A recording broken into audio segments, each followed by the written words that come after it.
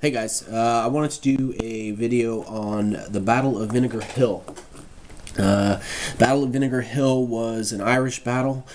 It happened in 1798, and the reason I'm pulling this one up is I really thought it was a good example of,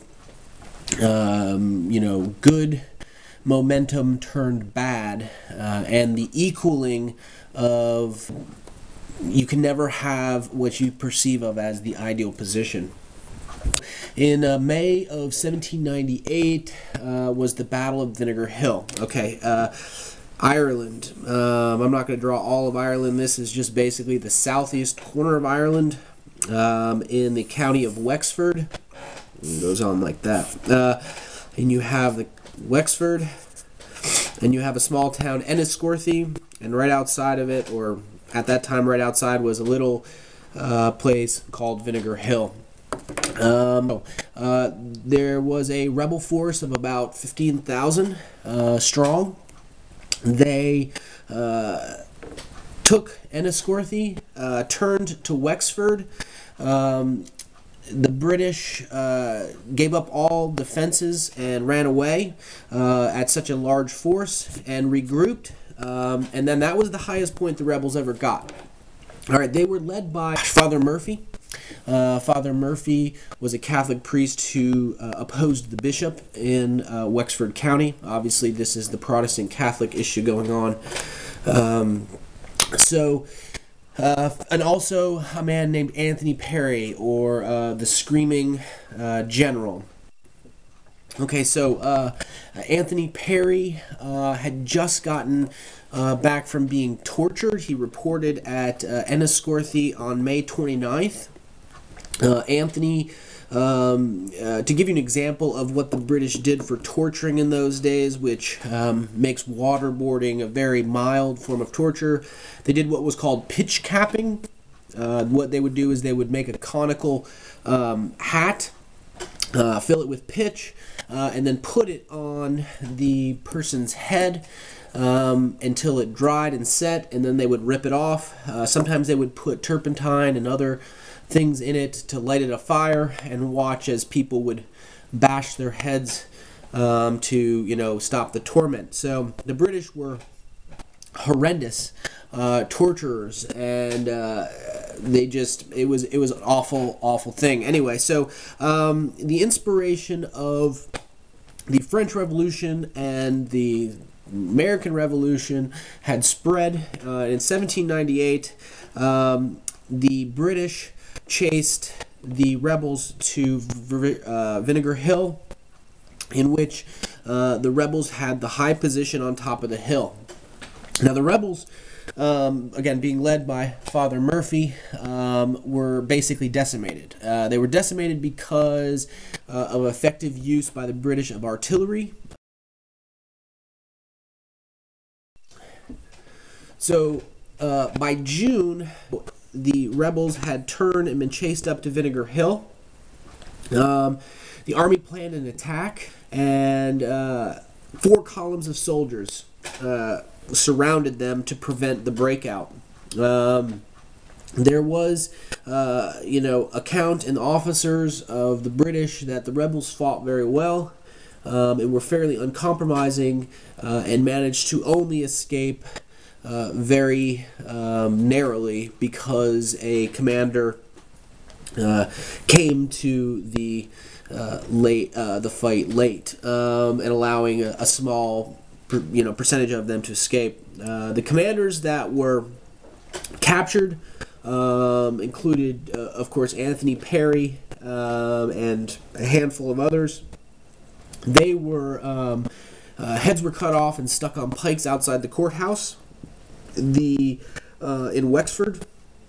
When Father John Murphy was caught, they really tortured him. They stripped him and flogged him, hung him, beheaded him, and then they burned his corpse in a barrel. They also spiked his head on a building across from the Catholic Church, and they made all of the Catholics in the town open their windows to allow the smell of the funeral pyre in the house. The What is important about this battle is, in my estimation, the overcompensation for numbers, or the overconfidence rather, with numbers. You're talking about a force of 15,000 rebels. Granted, there was a percentage of them that only carried pikes, which gave them a disadvantage, but that was enough to, secure both of these locations. Where they failed was on their last stand in Vinegar Hill, when they went up against a force, obviously, who had artillery. At some point in the battle, when it was clearly, in the British hands, to expedite the process, they loaded grape shot, and to cause a much more casualties among the rebels. This is one of those battles in history that I think is important for not just the Irish, but anybody who looks at leading, large groups of people, qualified or unqualified. As John Murphy was not necessarily a qualified leader, and actually had made some headway. There was a turning point. I make reference to another really important rebellion, which is the Spartacus Rebellion. And I'm only going to touch on it a little bit, but basically it's the same premise that, when the real Spartacus escaped. Here, I'll just draw a quick map. You've got basically Italy is a boot, right? And you've got Rome. When he escaped, he went down to the bottom of the boot and made his way back up and turned and came back around. Now, he led slaves, and, they amassed large groups of people, and the Romans, were a little bit slower, and so they basically chased him up and down. But what you would ask is, why would the rebels not leave and go back? Why would he not go back to his homeland up into, more of the body of Europe?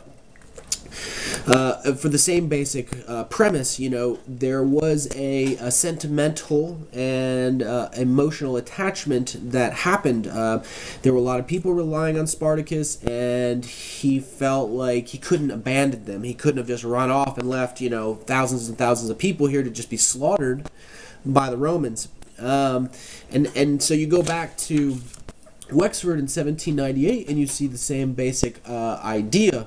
A last stand on Vinegar Hill would be a really poor decision for someone to do. I have made reference to this before, and I think it's a great little bumper sticker. It's not the only answer, but it's a good one towards how to effectively keep yourself out of this sort of pickle situation.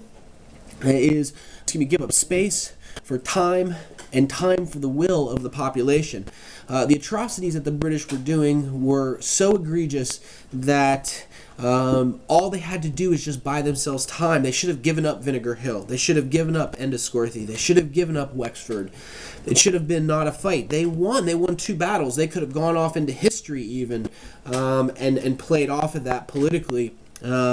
But it was very short-sighted. The same thing with Spartacus. He ran around Italy, and almost sought glory more than he was for self-preservation.